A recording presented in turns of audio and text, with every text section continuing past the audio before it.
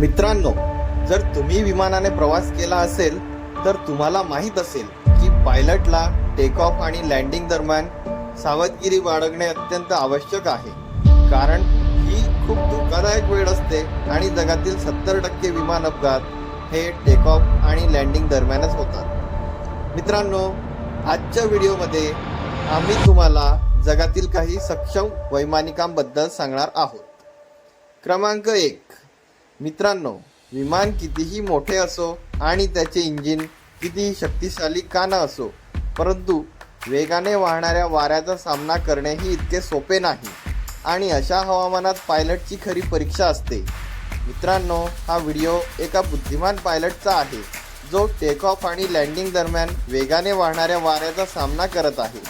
वारे इतके जोरदार आहेत की ते विमानाला धावपट्टीवर उतरूच देत नाही, परंतु अशा हवामानात ही पायलटने सुरक्षितपणे लँडिंग करून चमत्कार केले आहेत।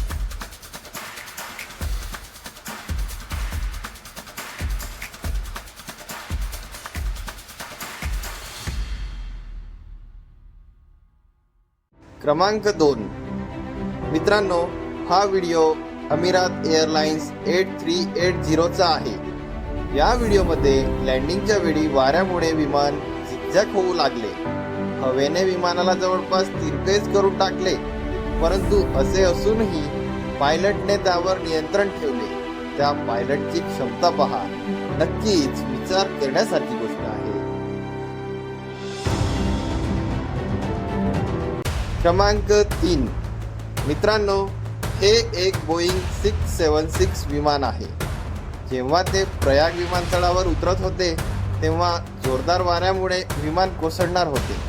पायलटने 2दा विमान धावपट्टीवर उतरवण्याचा प्रयत्न केला, पण अत्यंत वेगाने वाहणारा वारा त्याला वरती ढकलत होता, परंतु पायलटच्या हुशारीमुळे विमान सुरक्षितपणे उतरले। क्रमांक 4, मित्रांनो, 18 जानेवारी 2018 रोजी जर्मनीमध्ये वादळी वारे वाहत होते।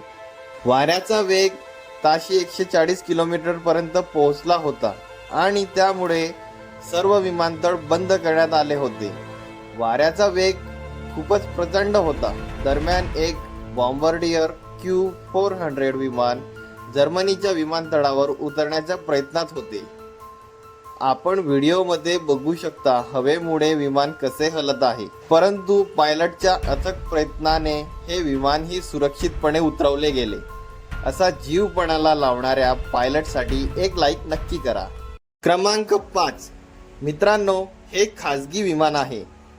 त्याचा पायलट हवाई उड्डाण करत होता।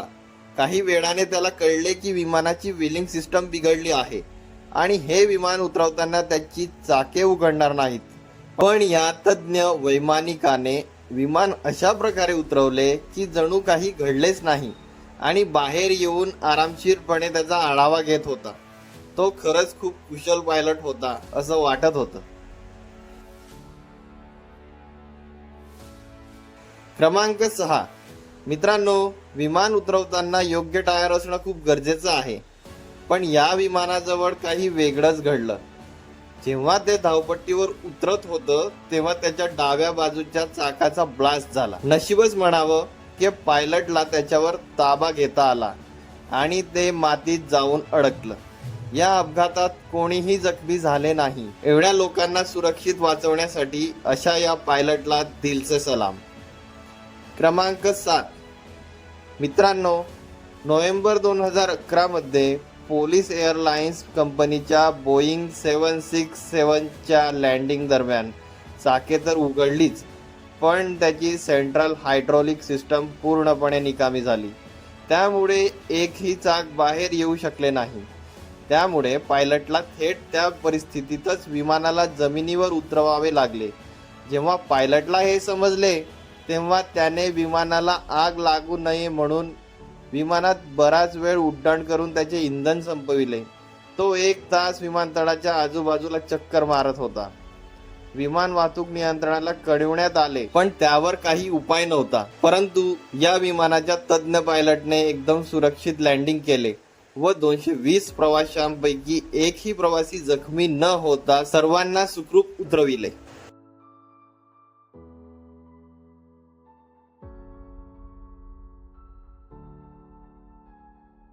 क्रमांक 8.